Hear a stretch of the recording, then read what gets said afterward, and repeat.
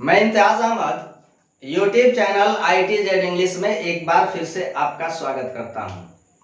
आज के इस वीडियो लेक्चर में हम लोग एक बहुत ही महत्वपूर्ण टेंस पास्ट परफेक्ट टेंस पढ़ेंगे।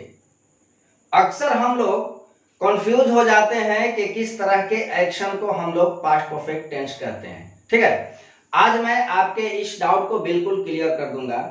आज के बाद आप कभी संदेह नहीं करेंगे कि हम इस टेंस को पास्ट परफेक्ट क्यों कहते हैं। ठीक है, तो आइए वीडियो को शुरू करते हैं। लेकिन हाँ, वीडियो को शुरू करने से पहले मेरा रिक्वेस्ट कि आप वीडियो को शुरू से आखिर तक देखें, ध्यान से देखें और सीखने की कोशिश करें। अगर वीडियो पसंद आए, वीडियो से आपको फायदा हो, ज्ञान मिले, तो आप मेरे चैनल को सब्सक्राइब कर लें। पास में बेल आइकॉन है, उसको प्रेस कर लें और इस वीडियो को अपने सारे दोस्तों को शेयर करते जाएं ताकि इसका फायदा वो भी उठा सकें। अंत में मुझे कमेंट भी कर लें ताकि मेरे अंदर भी एक एनर्जी उत्पन्न हो जाए। ठीक है, आइए शुरू करता हूं वीडियो। सबसे पहले हम लोग देखें कि आखिर पास्ट परफेक्ट टेंस कहेंगे किस क्रिया को। तो इसके लिए समझते हैं past perfect tense. Past perfect tense का मतलब ऐसी क्रिया जो पास्ट ऑफ पास्ट हो। ध्यान से समझना है, ऐसी क्रिया जो क्या हो, पास्ट ऑफ पास्ट हो, यानी कि जो भूत का भूत हो। जो एक्शन, जो क्रिया पास्ट ऑफ पास्ट हो, वह क्रिया हमारी पास्ट परफेक्ट होती है। अब पास्ट परफेक्ट या पास्ट ऑफ पास्ट, इसका मतलब समझते हैं। भूतकाल की दो क्रियाएं, भूतकाल की दो क्रियाएं, उनमें से जो क्रिया पहले संपन्न होगी वह आपका पास्ट ऑफ पास्ट होगी और वही पास्ट ऑफ पास्ट की क्रिया पास्ट परफेक्ट होती है कि नहीं। अब हम अपने दैनिक जीवन में जितना इस टाइप के सेंटेंस बोलते हैं कि the patient had died, he had gone, I had taught, इस तरह के जितने सारे सेंटेंसेज हम बोलते हैं, ये सभी सेंटेंसेज अधूरे हैं। हम बात आधी कहते हैं। अगर पास्ट का कोई एक्शन सिंगल होगा तो वह एक्शन हमारा पास्ट इंडेफिनिट बनता है। पास्ट परफेक्ट बनने के लिए दो क्रियाओं का होना शर्त है। जब तक दो क्रियाएं नहीं होंगी आपका टेंस पास्ट परफेक्ट नहीं हो सकता है। इसको और क्लियर करने के लिए हम एग्जाम्पल रखें और गहराई से उसकी समीक्षा करें कि क्यों कोई एक्शन पास्ट परफेक्ट हो जाता है। एग्जाम्पल रख करके देखो। एग्जाम्पल है, डॉक्टर के आने के पहले रोगी मर चुका था। मैं बताऊं कि चुका था, चुकी थी, चुके थे, हमें इस लफड़े में नहीं पड़ना है ना। काहे कि थोड़ी देर के बाद जब मैं इस एग्जाम्पल को एक अगले रूप में ढालूंगा तो वहां पर ये चुका था, चुकी थी गायब हो जाएगा, तो मामला उलझ जाएगा। इसलिए आप कैसे समझो, इस तरह से समझो। डॉक्टर के आने के पहले रोगी मर चुका था, है ना। अब यहाँ इस सेंटेंस में दो क्रियाएं हैं, एक आना और दूसरा है मरना। ठीक है, और दोनों क्रियाओं का ताल्लुक जो है पास्ट से है। ठीक है, डॉक्टर कितने बजे आता है? सपोज कर लें कि डॉक्टर 8 AM पर आता है, प्रातः 8 बजे। डॉक्टर के आने के पहले रोगी मर चुका था। डॉक्टर आया 8 बजे और रोगी मर चुका था, इसका मतलब कि 8 के पहले ना रोगी मरा। सपोज कर लो कि रोगी का मरना हो रहा है कितने बजे? 7 AM, 7 बजे। ध्यान रख करके चलिएगा कि दोनों क्रियाएं अलग अलग टाइम पर हो रही हैं। आना 8 बजे और मरना 7 बजे। अगर ये क्रिया पास्ट है, पास्ट है, तो रोगी का मरना क्या है? पास्ट ऑफ पास्ट है। ठीक है, डॉक्टर का आना पास्ट और आने के पहले रोगी मरता है, तो अगर ये पास्ट है तो फिर ये पास्ट ऑफ पास्ट है ना। यानी कि ये एक्शन अगर दादा तो ये दादा का दादा, यानी कि पास्ट ऑफ पास्ट। और जो एक्शन पास्ट ऑफ पास्ट हो वही हमारा पास्ट परफेक्ट बनता है, जहां पर इसकी क्रिया बन जाती है हाइड प्लस वर्ब का थर्ड फॉर्म। ठीक है।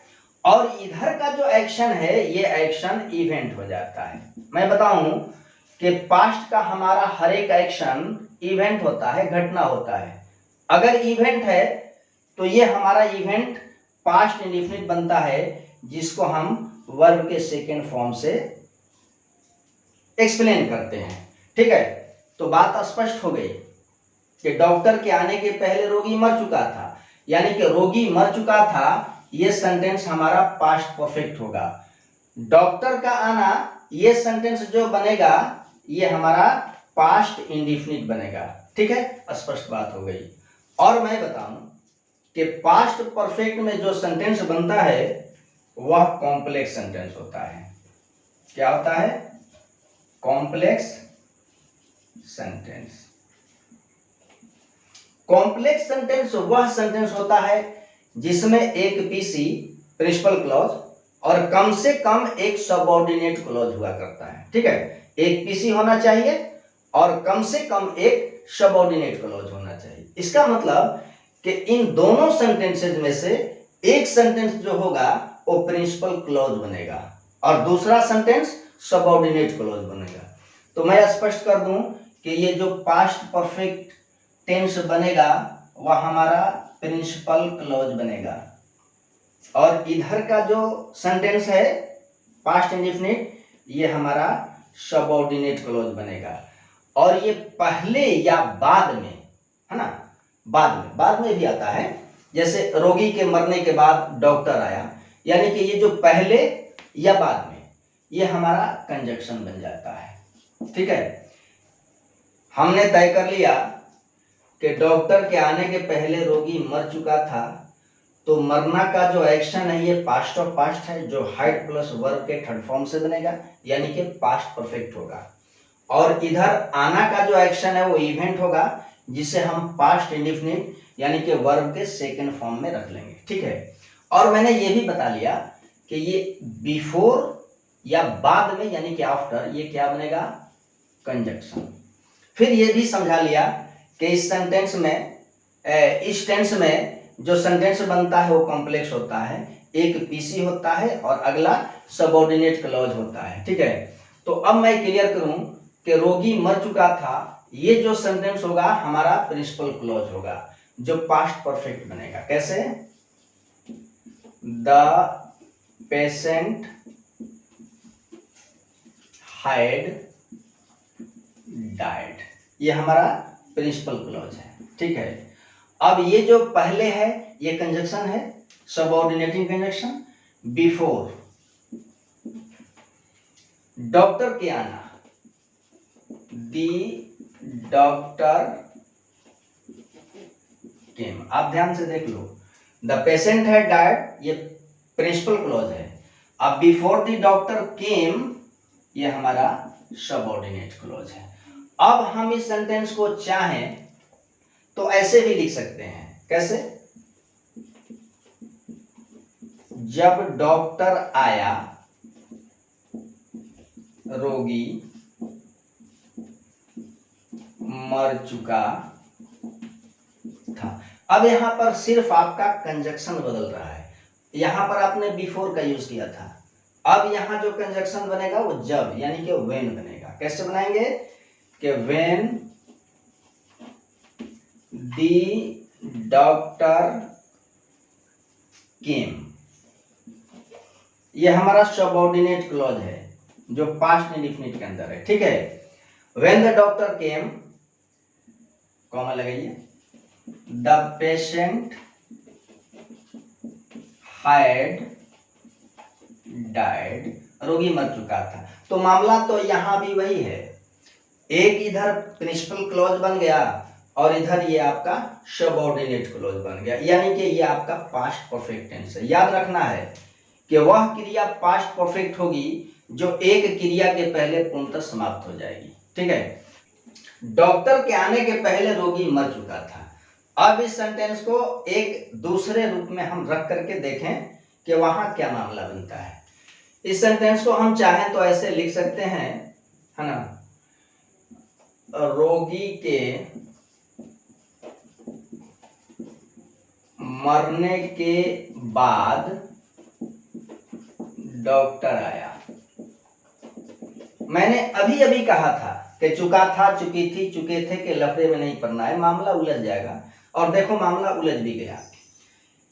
रोगी के मरने के बाद डॉक्टर आया, तो यहां भी एक क्रिया मरना है और अगली क्रिया आना है। ठीक है, जब इस तरह की कंडीशन आ जाए तो हमें देखना होगा कि दोनों में से कौन सी क्रिया पहले होती है। और देखते हैं, रोगी के मरने के बाद डॉक्टर आया, तो इसका मतलब कि मरना ये पहले होता है, यानी कि ये क्या है, पास्ट ऑफ पास्ट है। और फिर ये क्या है, तो इवेंट है। फिर वही मामला, फिर वही बनेगा सेंटेंस। कैसे बनाएंगे, the patient had died after। अब यहां के बाद की अंग्रेजी हम क्या लिखेंगे, after. The patient had died after the doctor came। ठीक है, ये जो टेंस हमारा बना ये पास्ट परफेक्ट टेंस है। ठीक है, मैं एक और एग्जांपल रख करके इस कॉन्सेप्ट को और क्लियर करना चाहूंगा। आओ उस एग्जाम्पल को देखते हैं। अगला एग्जाम्पल है, मेरे स्टेशन पहुंचने के पहले गाड़ी खुल चुकी थी। अब इस सेंटेंस में भी दो क्रियाएं हैं, एक है पहुंचना, दूसरा है खुलना। गाड़ी पहले खुली है, यानी कि ये क्रिया हमारी पास्ट परफेक्ट होगी और पहुंचना हमारा पास्ट इंडेफिनिट होगा। सिंपल तरीके से बना लेंगे। कैसे, गाड़ी के लिए लिखेंगे train, the train had started. The train had started, गाड़ी खुल चुकी थी। के पहले की अंग्रेजी क्या बनाएंगे, बिफोर। मेरे स्टेशन पहुंचने, आई रीच्ड द स्टेशन। अब इस सेंटेंस को आप ऐसे भी लिख सकते हो, कैसे, और कर लेता हूं, गाड़ी खुलने के बाद मैं स्टेशन पहुंचा। बना लीजिए, आई रीच्ड द स्टेशन। ठीक है, के बाद की अंग्रेजी अब क्या लिखेंगे, आफ्टर। गाड़ी खुलना, द ट्रेन हैड स्टार्टेड।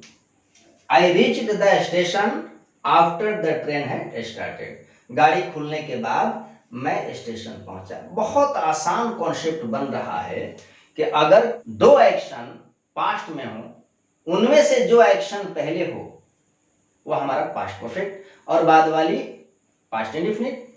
अब देखना है कि डॉक्टर का आना 8 बजे हुआ था और पेशेंट का मरना 7 बजे हुआ था। अब मैं एक ऐसा एग्जाम्पल रखूंगा जहां दोनों क्रियाएं लगभग एक साथ होंगी, है ना, दोनों क्रियाओं का संपादन एक के बाद एक होगा। अब वहां हम तय करेंगे क्या यहां कोई टेंस पास्ट परफेक्ट बन सकता है। आपने देखा कि डॉक्टर का आना 8 बजे और रोगी का मरना 7 बजे, तो 7 बजे वाली क्रिया चूंकि पहले हुई तो पास्ट परफेक्ट बनी, आना जो हुआ बाद में हुआ तो पास्ट इंडेफिनिट बना। अब एक एग्जाम्पल ऐसा रख करके देखें जहां पर दोनों क्रियाएं लगभग एक साथ हुई हों, तो वहां हम देखेंगे कि क्या यहां कोई टेंस हमारा पास्ट परफेक्ट बन सकता है। जब मैं घर पहुंचा वर्षा होने लगी, ठीक है, यहां भी 2 क्रियाएं हैं, घर पहुंचना, वर्षा होना। अब मामला क्या है कि जब मैं यानी कि आई घर पहुंचता है, जैसे ही पहुंचता है वर्षा शुरू। अगर मान लिया जाए कि ये सब्जेक्ट मैं जो है 8 बजे घर पहुंचता है, तो वर्षा कब होती है? 8 ही बजे ना। इसका मतलब कि इन दोनों क्रियाओं का संपादन जो है लगभग एक साथ। इसका मतलब कि यहां कोई क्रिया पास्ट ऑफ पास्ट नहीं बन रही है, यानी कि इस टेंस को हम दोनों क्रियाओं को पास्ट इंडेफिनिट में सजाएंगे, इसलिए कि कोई क्रिया पास्ट ऑफ पास्ट नहीं है। पास्ट परफेक्ट बनने के लिए क्रिया का एक क्रिया के पहले पूर्णतः फिनिश होना शर्त है। क्योंकि दोनों क्रियाएं लगभग एक साथ हो रही हैं, तो दोनों क्रियाएं हमारी पास्ट इंडेफिनिट बनेंगी, V2 और V2। कैसे बनाएंगे? When I reached home, जब मैं घर पहुंचा, वर्षा होने लगी, It began to rain। Concept आपका बन गया होगा कि वह क्रिया पास्ट परफेक्ट होती है जो एक क्रिया के पहले पूर्णतः समाप्त हो। अगर दोनों क्रियाएं साथ साथ हो रही हों तो उनमें कोई क्रिया पास्ट परफेक्ट नहीं बनती है। ठीक है, ये रहा आपका पास्ट परफेक्ट टेंस। मुझे पूरा भरोसा है, विश्वास भी है कि ये कॉन्सेप्ट आपको समझ में आ गया होगा। अब आइंदा आपको कभी भी डाउट नहीं होगा कि किस क्रिया को हम पास्ट परफेक्ट कहते हैं। फिर मिलता हूं अगले पीरियड में, तब तक के लिए खुदा हाफिज, अलविदा, अपना खूब ध्यान रखना।